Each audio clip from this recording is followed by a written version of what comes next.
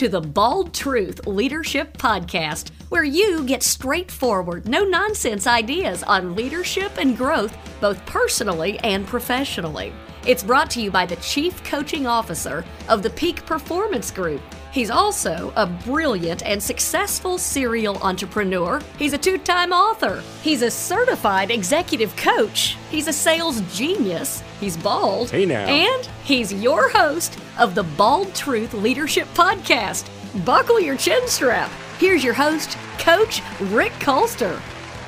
Hey. Welcome to the Bald Truth Leadership Podcast. I'm Coach Rick, your host. Remember to like and subscribe, folks. We're available on iTunes, Spotify, iHeart, YouTube Video, Amazon, every single major podcast platform we are available on. Whatever your heart desires here. Make sure you hit like and subscribe to get every episode. Well, you know, folks, if you've been listening to The Bald Truth for any amount of time, or even if it's your first time, you got to know we're all about leaders and building leaders of the future. Our last show, we had an amazing leader on and a patriot, as fact. Matter of fact, she was the founder of the Great American Summit. And it happened last weekend, and I had the blessings and the pleasure to actually attend. And they had about 20 amazing American patriot speakers that just got you pumped up, excited, talking about leadership, talking about entrepreneurship, talking about patriotism. And I got to tell you, that was a fun show. So go back, check out Barb Allen from our last show. But this show, I got to tell you, we've got another great American patriot. And he is a man who's built an amazing life and led troops for over 36 years. I'll give him a little bit of his intro here. He's a graduate of our country's top military academy, West Point, and an MIT graduate. He's proven his ability to think creatively and outside the box. When you hear his story, folks, I got to tell you, you'll be even more impressed and amazed. As an Army officer, he's airborne ranger qualified, as well as a brilliant strategist and an engineer on top of that. So, talk about smart. This is smart as you can get. But through all these accomplishments, he was hiding something from everyone around him. He was living a life battling mental health challenges of his own. And he's ready to say, and he's ready to talk about it here today. He's bipolar, and he struggled to function every single day in a world that doesn't understand mental health issues. We're going to learn about his journey and how he's on a mission to help every single person in need get their help. Those with bipolar disorder or any mental health disorders of any type. Today, we have Army two-star General Gregg Martin, PhD. Told you he was smart. Welcome, General Martin. Welcome to the Bald Truth. Hey, thanks, Coach Rick. I really appreciate it. And I love the name, The Bald Truth, because two of us have these beautiful heads. You know what they say? God only made a few perfect heads. The rest he gave hair. Right. So where do you want to go first? I'm going to let you lead here now because you're obviously an amazing leader. Where do you want to go first? You want to talk military, mental health, leadership? Take the lead on this one. Okay, sure. Let me just start at the beginning. Grew up in Holbrook, Massachusetts, near Boston. Huge Boston sports fan, Celtics, Red Sox, Patriots, Bruins, all that good stuff. Overachiever in high school. Unbeknown to me until very recently, I had what they call a hyperthymic personality, which was a continual level of mild mania. Which what that did is it gave me a huge advantage. It's not a mental illness. It's not bipolar, but it gave me an advantage of excess energy, enthusiasm, drive, creativity, which helped me to excel in high school. It amplified, it amplified my natural talents of, academic, athletics, leadership. It basically gave me a boost. Then went to West Point, loved West Point, the athletics, the camaraderie, the teamwork, tough academics, loved the instructors who in those days were all Vietnam vets, really phenomenal soldier scholars, as we call them. Absolutely. I've heard them called, or Vietnam veterans, heard them called the bravest generation. That's a good one. They were inspirational every day to have those guys teaching and mentoring in the classroom. And they really inspired me and made me want to go be an Army officer. And so I went, through, you mentioned airborne school, Ranger school, all the HUA stuff. And then I went to my first assignment in Germany during the Cold War as a platoon leader, 30 soldiers, combat engineers, then up to company command and beyond. But I fell in love with soldiers and soldiering in the Army as a platoon leader in Germany. I had 30 guys. They were combat engineers, rough, tough, loved to get in the mud. These guys were not particularly well educated, but they were smart. They were tough. They had your back, and they had the Soviets come across. These troops would have done a magnificent job. And, I just loved being with them, doing hard, dangerous, important things. And so I decided to stay in the Army at that point. And then, was a company commander in charge of 150. And then the Army, in its infinite wisdom, they identify talented young officers with potential, and they send them to graduate school. Okay. To try to expand their horizons, their mind. So anyway, I got to go to MIT, which was a life-changing experience. Worked hard, really loved it, realized how unintelligent I was being around some of the smartest people in the world. But and then I continued on. I made major, went on to lieutenant colonel, got to teach at West Point, was a battalion commander of 500 combat engineers. Then, got to go to the Army War College where you study strategy. Sure. And then I got picked for brigade level command, thousands of troops. I was a full colonel. And this is where my life really changed. I talked about hyperthymia, mild mania, but what I didn't know was that I had the genetic predisposition for bipolar disorder, which is a serious mental illness. Sure. And it was in the Iraq War. The intense stress of combat triggered my genetic predisposition, and I actually shot into mania, and it launched my bipolar disorder. Okay. I didn't know it. It was unknown, unrecognized, undiagnosed, undetected by anybody, myself, the Army, my wife, my boss. But over the next 11 years, from 2003 in Iraq till 2014, when I basically got fired from my job as a two-star, my bipolar got more and more serious. So I started going into higher levels of mania, lower levels of depression, growing paranoia and psychosis and delusions, so that by the time I hit 2014, president of National Defense University, the highest military educational institution in the Department of Defense, I had reached a point where my bipolar disorder, instead of helping me to achieve and giving me a boost in terms of energy and drive, I essentially went into a state of bipolar madness, manic insanity. And I became in 2014 so disruptive, erratic, unpredictable, unprofessional, became such a disruptive leader that complaints about me started going to my boss, who was the chairman of the Joint Chiefs of Staff. And as you know, the number one military officer in the country. And I had worked with him and for him and around him for years. Great guy, by the way.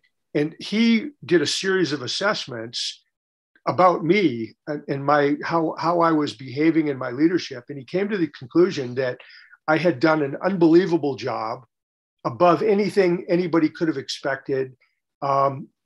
People thought I was a great guy. Many of them loved working for me, but I had become incredibly disruptive and erratic. And many to most of the people that they interviewed thought that I had some sort of mental illness or emotional catastrophe in my life. So the chairman in July 2014, he was really compelled to remove me from command. And so he called me to his office and in the Pentagon, the chairman's office, the top dog. And I was so manic, such a sense of grandiosity and religiosity and on a mission from God, so much energy and confidence. I didn't know if he was going to promote me or fire me. So I went in his office and he came across and I saluted him and he said, gave me a big hug. And he's an Irishman, Marty Dempsey. And he said, "Greg, I love you like a brother. You've done an unbelievable job. I give you an A+. But your time at National Defense University is over. You have until 5 p.m. today to resign voluntarily, or I will fire you. Oh, wow. What are your questions? Well, So, I love that because look, as a friend, he obviously was a friend. You've known him, you knew him for years. You worked for him and with him. He embraced who you are as an individual, even while having to do a very tough job of cutting you loose, of firing you. He told you he loved you, gave you a big hug. I still love you. However, you're not the guy you need to be right now. So you're incredibly vocal about and open about your mental health challenges and your journey. You readily admit you have bipolar, which is probably there's a stigma attached to that, right? A lot of people go, "Oh no, God, what's that bipolar?" Because we use a lot of words. Some of them, nasty, almost like derogatory terms. Oh, he's bipolar. Oh, he's a narcissist. He's a sociopath. We use all these terms, and this is just mental health issues. How do you got to have some, number one, some pushback, but how do you rise with that label or tag? Did you get that label early on, or is it just they go, wow, what a high performer, what a high A type personality he is. Holy smokes, he can go forever, because that was part of the mental challenge that you had, right? Right. Once I went into mania, my performance increased. It got better. And I was rewarded significantly for it. I mean, I got promoted once the bipolar kicked in as a colonel in 2003. Subsequently, I got promoted to 1-star general, to 2-star general, and I got more and more challenging, bigger, tougher jobs that the 4 stars thought were incredibly important. So, I mean, essentially, bipolar, particularly the mania, it helped me do better, and I was rewarded for it until it went too high and I went into a state of madness. I mean, It truly was madness. And once I went into insanity or madness, and full-blown acute bipolar is what medically they call it, it was too much. I mean, to use a very simple analogy, it's like my brain was like a rocket ship that was launched into space, and it went higher and higher. The guidance system dissolved, and then ultimately it blew up, and I crashed back to earth in hundreds of burnt, broken pieces into depression.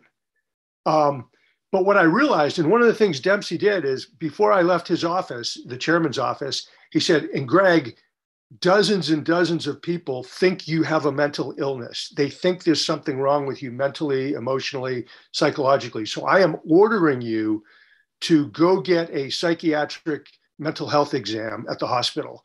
And I mean, that's a good leader. He did me a huge favor. But bipolar disorder is so difficult to diagnose and detect because it changes like a chameleon in its appearance, that I got 3 psych evals that month, and all of them said, "You're fit for duty. There's nothing wrong with you. You're good to go." And it wasn't until 4 months later, when I crashed into severe crippling depression with psychosis, delusions, paranoia, that then I was basically almost comatose, like a zombie. And I went on emergency sick call to the doctor. And then they put together my previous history with where I was in deep depression. And they said, "Aha, we were wrong 4 months ago. You have bipolar disorder, and we need to treat you. And so we're giving you this official." You were never diagnosed up until the very end of your career then. Correct. So it's interesting, because what goes in my brain is, it sounds like you're like a superhero. Number one, to me, I have so much respect for what you did in your career. You're like a superhero, like Captain America. They pumped him full of this stuff. Remember the story that he gets big, muscular, and he goes out and saves the world. But I think if you watch the movies, he had so much energy, so much drive, so much stuff that ultimately they crash and burn. And that's ultimately what happens, right? You just described me perfectly, as well as many people who have bipolar disorder. And what gives you the superpower, the super energy, it is a physiological thing going on in your brain. What happens is, like when I went into mania in Iraq, the wiring in my brain got distorted and out of whack. And so my brain started to produce and distribute excess amounts of the critical biochemicals, particularly dopamine and endorphins. And so those are the happy, energy, optimistic chemicals in your brain. And when you get, so I was getting way more of that than my fair share, which so it's almost like getting a shot of adrenaline, like bang, getting a needle full of adrenaline just every single day. You nailed it. I mean, I had a chemical advantage. I was literally high on natural chemicals surging through my brain. And what a great example, or kind of the way to explain it is all those natural chemicals are driving that high performance. And we must see a lot of folks in the marketplace, I'm sure a lot of leaders, because, we look at leaders sometimes and we say, wow, look at him. Isn't he an A-type personality? Because they're always doing something. They're busy. They're loud. And I get accused of it sometimes myself, of being too loud, of being too energetic, being too positive. And so I get that part of it. So as you think about it, that's just natural, being naturally high, as you say, on the serotonins and the dopamines and all of those energizing things. I run, I lift weights, I work out, and you get those from the energize you there. But this is naturally occurring and keeps you going all the time. So as you were overseas and when this actually manifested itself and went from, I'm just a high energy guy, to holy smokes, this flipped that switch inside of me. You were over in Iraq serving in a war zone, as we well know. And thank you for your service. I mean, I can't thank you enough for, that servant leadership that you've shown and continue to exhibit. You must have had more than just one deployment from home. You led troops, but you're trying to manage this bipolar that's kicked in. Did you know something was different? Could you tell? I will say, when I was in Iraq at the time, I felt unusually high levels of energy. I didn't need normal amounts of sleep. I did have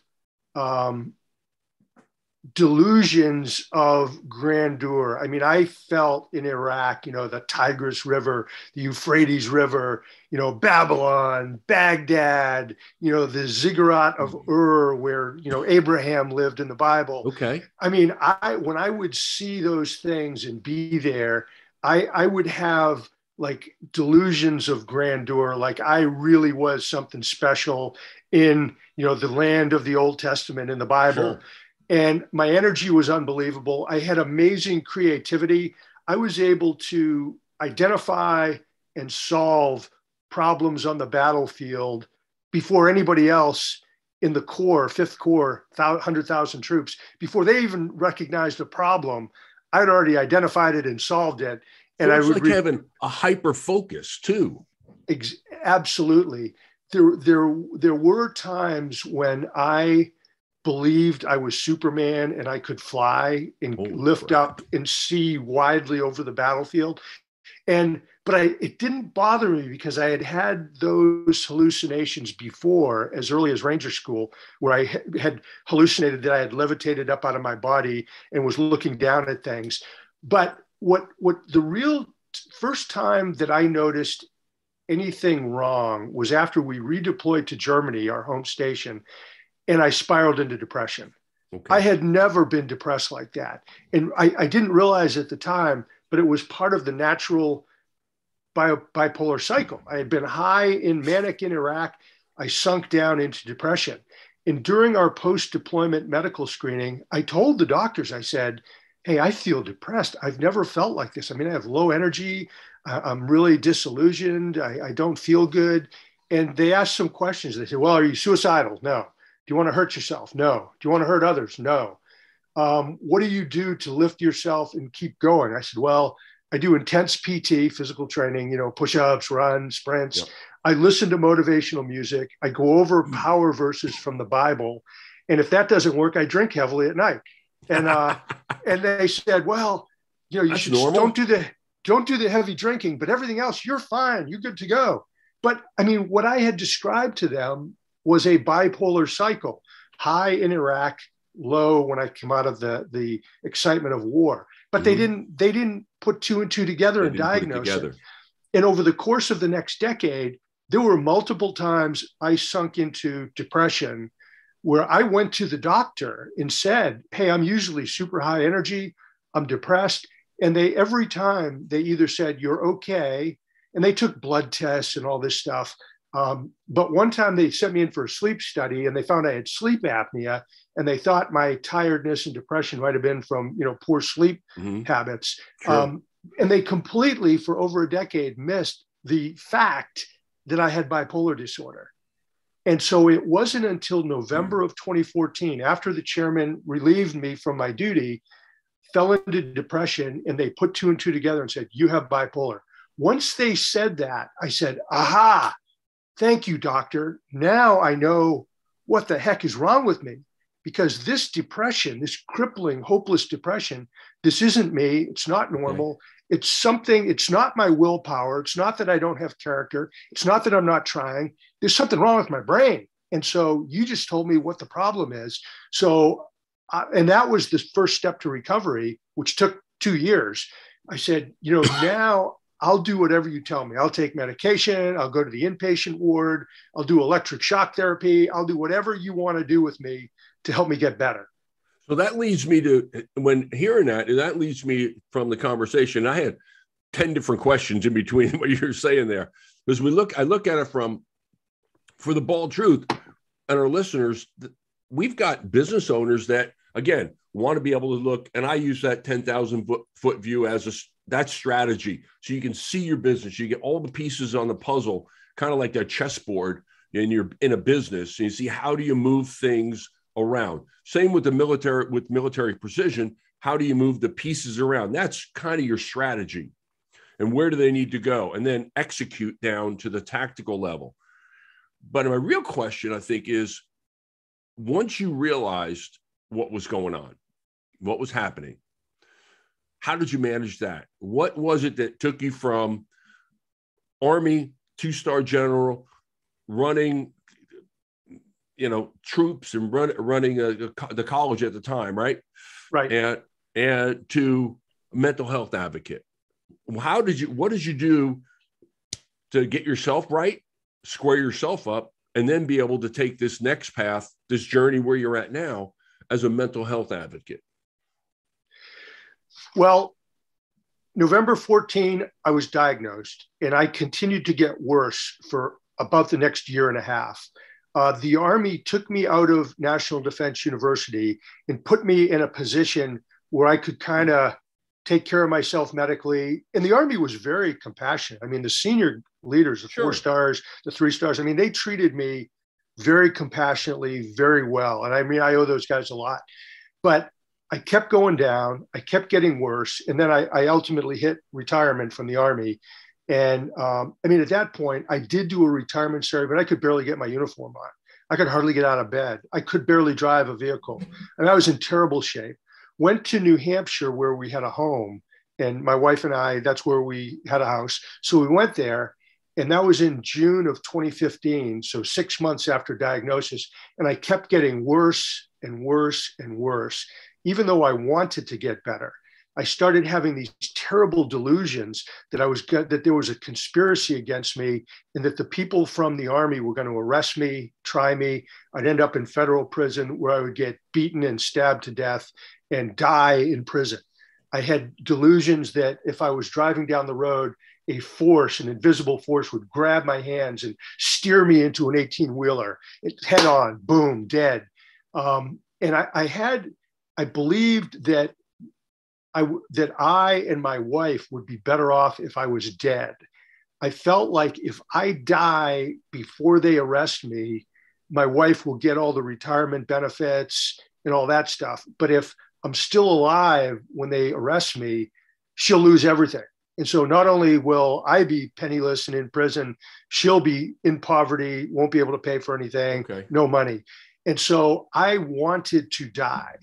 I never had a plan actively to kill myself, but I had what they call passive suicidal ideations, where I imagined and envisioned myself being killed and dying in the most brutal, morbid manner. Make a long story short, finally, and I was pretty much a zombie during these, over a year in mental hell, virtually close to being a zombie, almost a vegetable. And a friend, an Army friend, helped my wife get me into the VA. And so I went to the VA, and this was in March of 2016. And the doctor there asked me the typical questions for someone depressed, but he asked one additional question, which no one had ever asked. He asked, "Are you suicidal?" I said, "No." "Want to hurt yourself? Anybody else?" "No." He said, "Do you have any morbid thoughts of death and dying?" I said, "Yeah, like all the time, every day." He said, "Well, describe them to me." So I did. And he said, "Wow, this is a very dangerous suicidal condition because a passive ideation can morph instantaneously into an active ideation where instead of imagining yourself being thrown under an 18-wheeler truck, you suddenly throw yourself and kill yourself."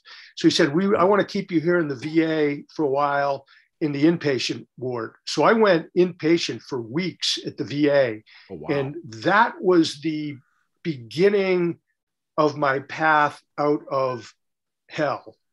And while I was in inpatient, they tried different medications, different therapy, different treatments, to include 14 rounds of electroconvulsive therapy, which are basically shocks to the brain. Shock therapy, holy smokes. Yeah, so I did that. And none of it had any effect to pulling me out of the depression. And remember, I was mostly depressed during this period. But they finally released me, and I kept going back to the VA once a week, meeting with the chaplain and praying and the doctors and the therapists.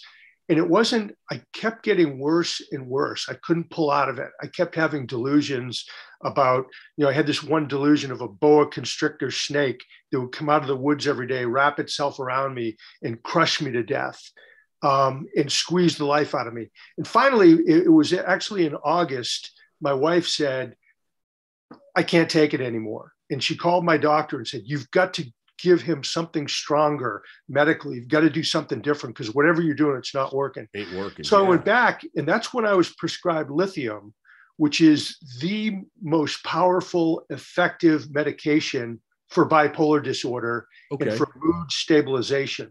Lithium is, I thought lithium, oh no, man, that's crazy, insane, scary. But it's actually a natural element that's harvested out of the earth. It comes right out of the earth, and it's on the chemical periodical table. And within days of taking lithium, my depression went away. My mood. So is that how you manage stabilized. It now on a regular basis? Is that predominantly lithium? But there's a couple other medications I take as well, but it's mainly lithium. And we had made the decision that we wanted to move out of the north and the cold to the sun and the warmth. So we had already made a decision to move to Florida, but the VA doctor said, "Don't move until you're stable, and I give you the green light." Okay. So once I was on lithium for a couple of weeks, he said, "Man, this has taken hold way better than I expected. There are negative side effects that you're going to have to manage for the rest of your life, but you have a green light to move to Florida. I'll link you up with the VA there." So we moved in September, and for the last 5.5 years, since September 2016, I have not had a bad day. That's tremendous. Been stable, no depression, no mania. My personality has returned to what it was pre-bipolar. Okay. So I'm naturally energetic, enthusiastic, driven, a lot of optimism, positive, happy, outgoing, but no depression, and I haven't blipped up into mania at all. So that's 5.5 years. So there's hope. And here's what I'm hearing you say is, once you recognized what was happening, it's kind of, okay, here's what's going on. And you can look at it from a number of different directions, whether it's once you hear that funny noise in your car and you go, what is that funny noise? And pretty soon you turn the radio up because you don't want to hear that noise and you forget it's there. It's nothing happened until it gets a little louder. Let me see what that noise is. Oh, it's that. If I have fixed this, if I change this, that noise goes away because that problem's no longer there. Once you recognized that your engine was knocking, let's call it, you knew how to fix it. The lithium worked on it, and now it works. So now, functioning as a high functioning adult, still having your energy, still having all the things that made you successful, there's still that chance for others. And that's what I want to hope our guests here and our listeners listen to, is there's hope out there, but you got to go get the help and get diagnosed. You have to find out what's making that engine knock, let's say. Rick, the way you just explained it is perfect. That is a beautiful, beautiful analogy of how what happened with me and happens with others. And when you hear that knock, or other people hear the knock, or they see that there's something wrong with the car, you need to go get medical help immediately, just the same way you would if you had a heart attack. Yeah. Because bipolar is no joke. It's life and death situation. So go get medical help immediately. And if you're a friend of someone whose car is knocking, you got to guide them to medical help and follow up to make sure they're getting it. Sure. Don't deny it. Don't pretend you don't have it. Acknowledge the diagnosis, and then do what the medical team tells you to do. And then I would say, great advice. Make connections with people. I mean, sure. Go make connections. Like one of the things that's happened with me writing these articles, I've got this phenomenal network of great friends who have gotten a hold of me. And from these connections, Denise Nolan is one of them. She read one of my articles, reached out to me, and we're fantastic friends and colleagues now, working on mental health stuff together. And I've got dozens of others in the same thing, but build the connections, generate hope, because you need, and you know this as a coach, you need hope, you need inspiration in order to go through the tough battle that you're going to be going through and the self-doubt. And that's one of the things that I tell clients is hope is one of those unique words, but unique emotions. If there's no hope, nothing's happening. As long as you still have hope. And I say this to business owners that are struggling sometimes. Do you have hope? Do you believe in who you are? And do you have hope that you can make it through this? Yes. Okay, then we can work on something. If all hope is lost, then there's no reason to work on it. You've given up. And that's the beauty of it. You never gave up, sir. You always had that hope, and you had somebody in your corner that did that. So I'm going to switch gears just for a second as we get close to our end of our time here. The Bald Truth is all about leadership. So do you have any one leadership philosophy that you could share with the folks out there on through all that you've learned? But I mean, as a young leader coming up, that will help them become and be a better leader. What's your style, your mindset when it comes to leading, your philosophy? I'll give you my anecdote will be from when I was a platoon leader, second lieutenant at the very start of my Army career. I had never heard of a concept called servant leadership, which you know very, very well. Yeah. But that's what I did naturally. And it's what I learned as a kid growing up in Holbrook, Mass, playing on sports team, being the team captain, that you're part of a team. And if you're the leader, you're not there to take care of yourself and elevate yourself. You're there to take care of your troops. I mean, you serve them. You have the mission, of course, and you make sure everybody in the team knows and understands the mission.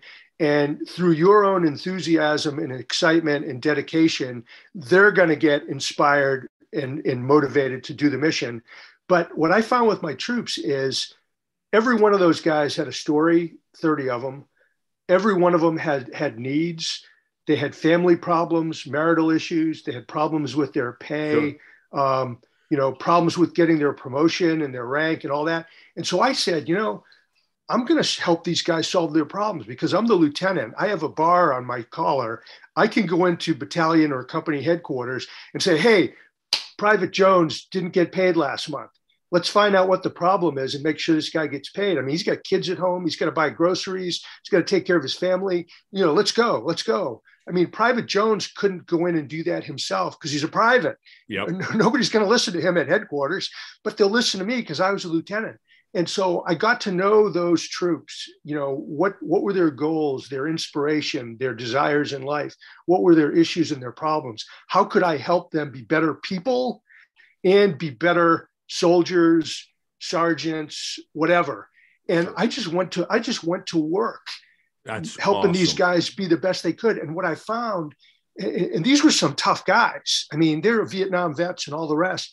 And they ended up loving me as their platoon leader because I was taking good care of them. And they would fight like hell. I can't think of a better group of guys to go into battle with.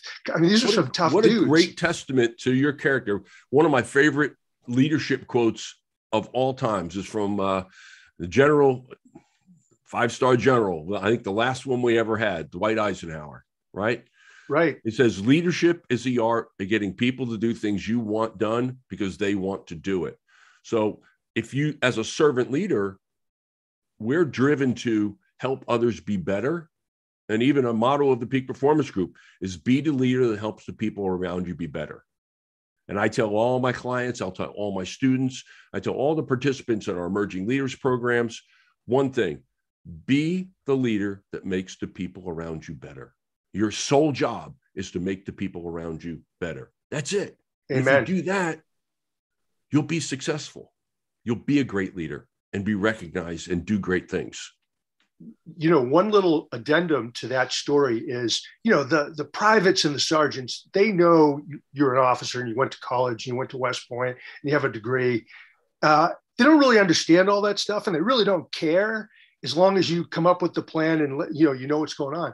But I found something which was physical training, which I was better than any of the soldiers. I mean, I went to West Point. I was an athlete. I could beat everybody in running, push-ups, pull-ups, obstacle course. So even though we were at very unequal levels, I made it a point to be at PT every morning, kick their ass in athletics. Love it. Okay. And beat them in person in the dirt. And that elevated me in prominence in their opinion. Their assessment. They understood that. That's what they Right. understood. You can physically whip me up. That's it. I mean, I was funny. There's a guy, he's been on our podcast on The Ball Truth, a guy named Ray Kerr, former Navy SEAL. And he does 1,300 push-ups every single Saturday. It's 1,000 a day, every 22, every minute for an hour. Gets online, does it, spends an hour on Instagram doing push-ups. But he's constantly pushing himself to be better. 50-year-old guy, and he looks like he's 25 and in great shape. But that's the thing, is he knows that he needs to be out there, and he has the respect of the people that, he leads. And it's amazing. So changing the joke here. Any projects on horizon? Anything that you want people to know about what you're working on? Any projects for you? What's next? Okay. I'm a full-time mental health advocate. I love it. I'm passionate about it. I published about a half a dozen articles in the last 6 months. The manuscript for my book, Battling Bipolar, it's done. And I'm working now with an agent to actually get it published. Tremendous. And so I'm working on that. I think that's going to be a phenomenal book. And it basically tells my story. I've got 4 more articles in the pipeline right now. I've got lots of speaking engagements like with you. And again, I really appreciate this. And some of the big things I'm going to keep telling my story, of success, of crisis, of recovery, of new life. And I want people to be inspired to battle mental health, the way women have hope and inspiration to battle breast cancer. And a woman who's battling breast cancer, our entire society looks at her, they honor her like it's a heroic cause, which it is. It is. And I want yeah. battling mental health to be seen as a heroic cause, just like a woman battling breast cancer. That's tremendous. That's a great vision, Greg. I love that. I mean, that is just an amazing vision to put out there, because there is stigma with mental health. Right. And take that stigma away and let us know, hey, I'm fighting as hard here as I need to save my life. And that's amazing. Right. That's it. So Where can they see your articles? Where's a good place to get your articles? The best place to go to see all of them would be on my website. Okay, which is www.generalgregg, and that's Gregg Martin, Martin. So generalgreggmartin.com. awesome. The articles and a bunch of podcasts and interviews are there. Tremendous. And this will be up there as well, because you'll have access to that as well, and put that link up there. So it's General Gregg, 2Gs, Martin.com. Check it out, folks. For those watching on YouTube, you'll see it streaming down below. We'll put that down there so you can go to that. And a link will be in the profile as well. Folks, this has been amazing. Greg, I have 3 things, though, and I ask every one of my guests. And it's kind of throw you a curveball, but I think you can handle this one. As I've gotten to know you over the last half hour or so, I think you can handle this. I have 3 questions for you. Here it is. They're called Coach Rick's Bald Truth Questions. You're holding a dinner party for 6 people, and yourself included. So you get to invite 5 people to a dinner party. Here's the caveat.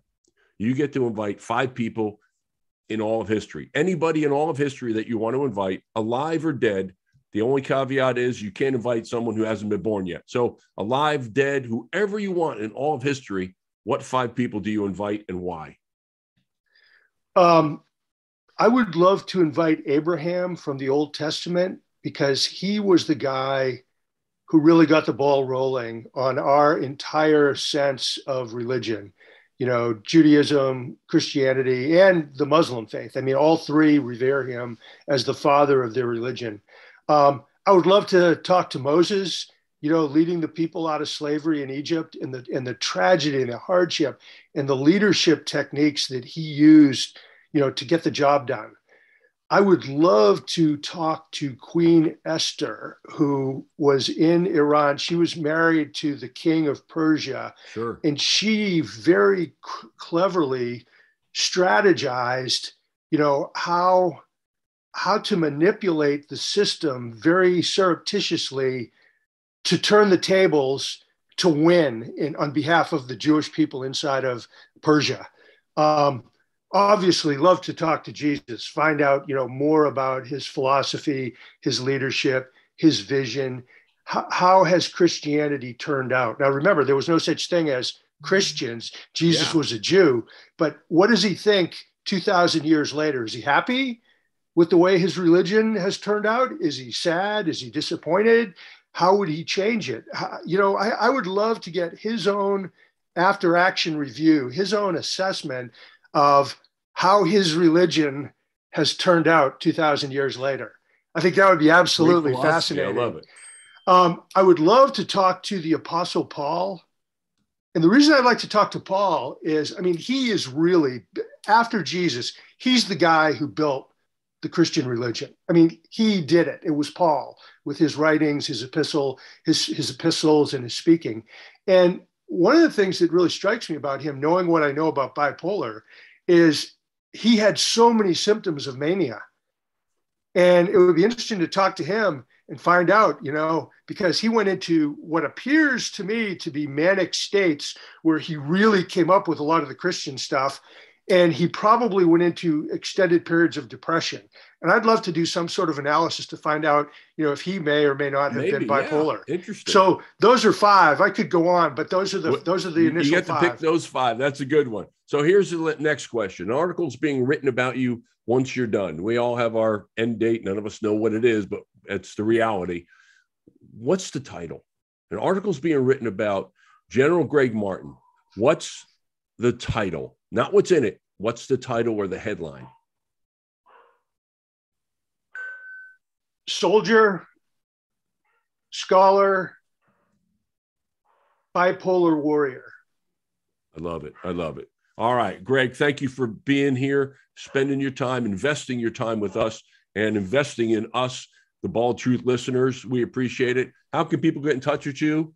We got your website, but other than that, how can people get in touch with you? They can reach me through the website, but I'll give you my email. It's Gregg Martin 79 @gmail.com. So Okay. Gregg Martin, 79, and that's 79 is for my West Point class. Ooh-ah. And okay, yeah, I know Mike Bolin is really super proud of his Naval Academy class, but that class year just stays with you. But yeah, if anybody wants to write me an email, I mean, I answer all my emails, love to get involved in a conversation. And again, anything to do with leadership, but in particular, I mean, I am a mental wellness warrior. I love that. That's my life now. And so I'd be delighted to talk to anybody about that. Well, folks, this has been an amazing show. Gregg, it's a pleasure to get to spend some time with you. I look forward to doing it again in the future sometime. I'd love to have you back on or even extend our conversations outside of this. Well, thanks, Rick. Coach Rick. I would love to do that too. This was wonderful, and you're a great interviewer. Well, I appreciate it, folks. I got to tell you, we got a good one right here. Remember to like and subscribe to the Bald Truth Leadership Podcast. Folks, I'm Coach Rick, and that's The Bald Truth. You've been listening to The Bald Truth with Coach Rick of the Peak Performance Group, the company that helps people and organizations reach their potential. If you're looking for a way to grow your organization, whether it's sales or strategic direction, the Peak Performance Group coaches can help you grow with their proven business acceleration process. Call them at 817-748-7425 or go to mypotentialplus.com and they'll connect you with the right coach for you. And remember to subscribe and like below. The Bald Truth Leadership Podcast is available on iTunes, Spotify, iHeart, and YouTube video. Hit like and subscribe to get every episode. Thanks for listening to the Bald Truth Leadership Podcast. And until next time, roll up your sleeves and get to work, and you can make things happen. I'm Coach Rick, and that's The Bald Truth.